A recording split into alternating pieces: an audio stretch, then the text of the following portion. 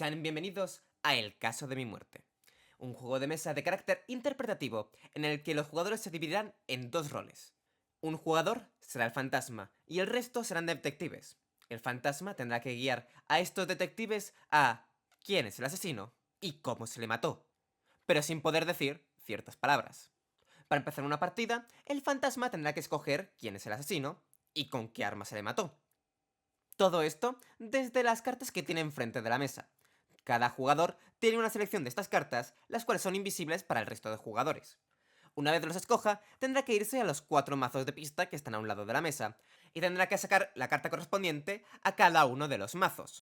Estas cartas se pueden saber con mayor facilidad si el jugador se fija en las flechas de su tablero, pues las flechas blancas indican de qué carácter y de qué tipo es cada uno.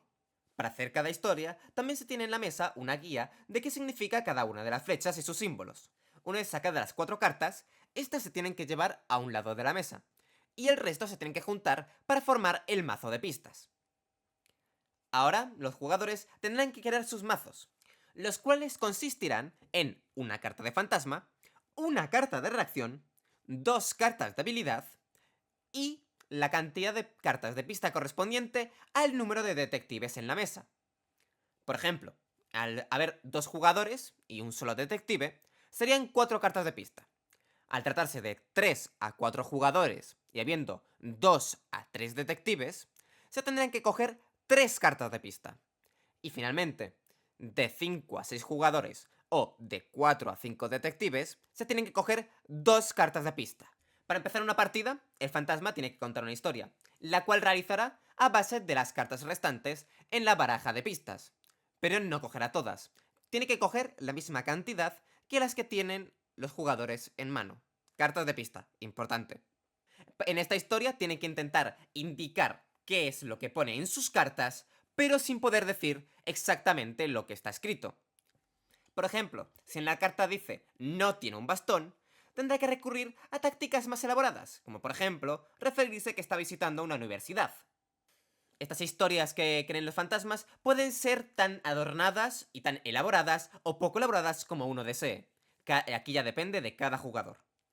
Una vez el fantasma termina su historia, deja todas sus cartas en una nueva pila llamada la pila de descartes, y se inicia un cronómetro de 1 minuto para que los detectives usen el resto de sus cartas, refiriéndonos a las cartas fantasma, habilidad o reacción.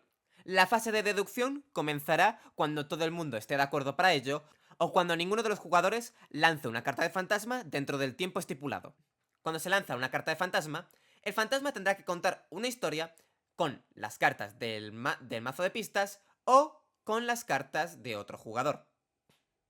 Una vez se han gastado todas las cartas del mazo de pistas, se baraja y se crea un nuevo mazo.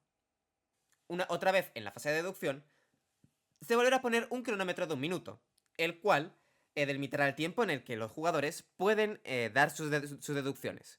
Para registrar una respuesta, los jugadores tienen 2 mazos a los lados de su contador, de los cuales tienen que sacar boca abajo la carta que crean que es el asesino y la que es el arma.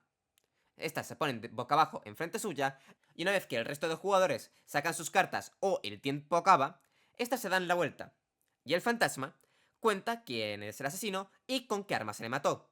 En el caso de haber acertado a una, se llevan 1 punto. Y en el caso de haber acertado a las 2, se llevan 3 puntos. En el caso en el que los jugadores detecten que el fantasma está haciendo trampas o de que directamente está mintiendo deliberadamente, se le puede pedir explicaciones. Y si no consigue convencer a ninguno de los detectives de la mesa, se le restarán 3 puntos al fantasma.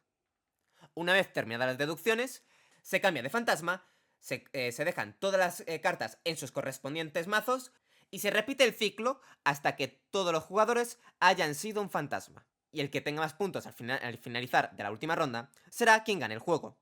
Esperemos que disfruten jugando y sobre todo que no se tiren de los pelos.